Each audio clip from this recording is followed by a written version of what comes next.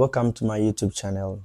My name is King David Amwa, and I'm proud to always host you on this channel and platform for us to learn and help each other in this journey of life. On this channel, we always talk about how we can build a strong relationship with God and also a strong relationship with our fellow human beings. Attending to each other's needs is one of the most important things that we have to take it upon our heart.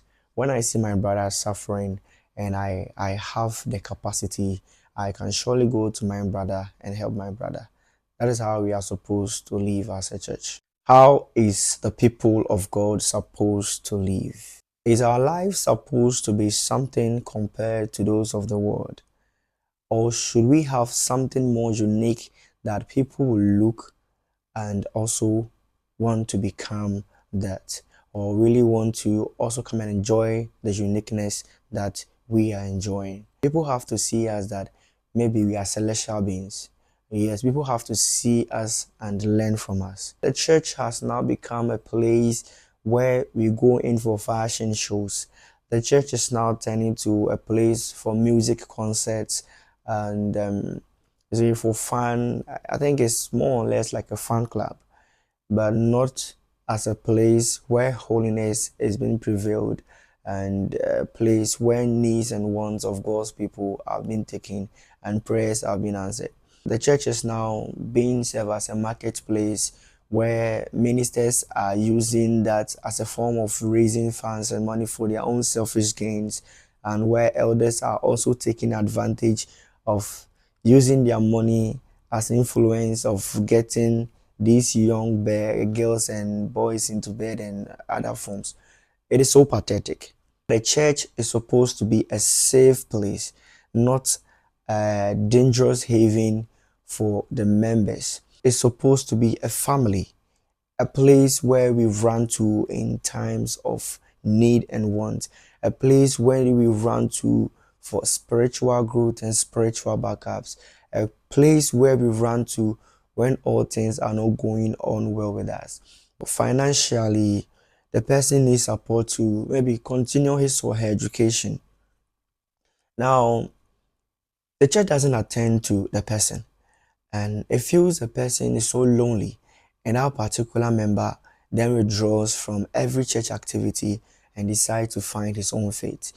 And this thing doesn't promote love. It doesn't promote selflessness. It doesn't promote peace and unity.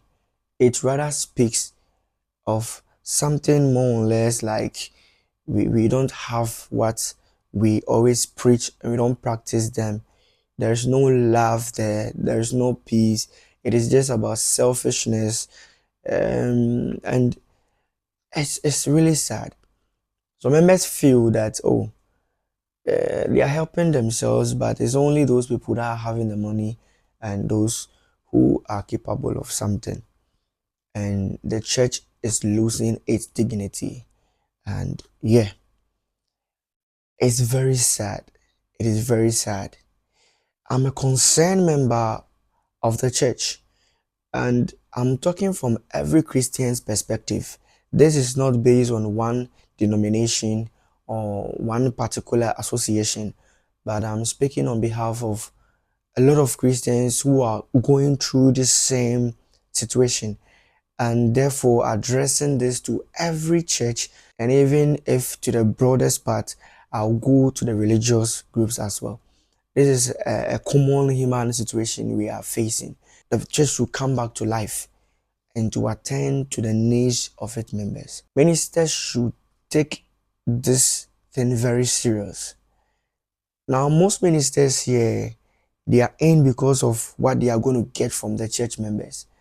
They are not ready to serve the members, but rather they are only interested in what they are getting: the money, the fame, the power, the authority that they are getting over the church members, running the church as if it is their family's property, and operating things in their own interest, not even listening to the opinions, the ideas, and thoughts of the members, and trying to manipulate everything and get them under his own control.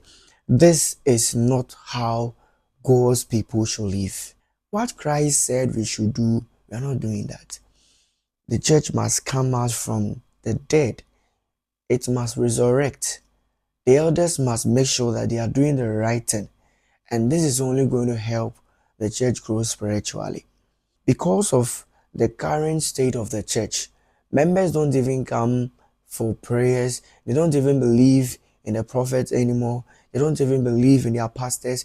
They don't even believe that when they even touch them, they are going to be healed. Therefore, they walk around and try to fight their own fight and find their own peace. Even some people just believe, oh, the church is just like that. You go to church on Sabbath, you go to church, and after church, you come home. It's just a system that have been created. And once I was born into the church, I just have to follow the system just like that. It must be stopped. The church must resurrect. The church must be alive.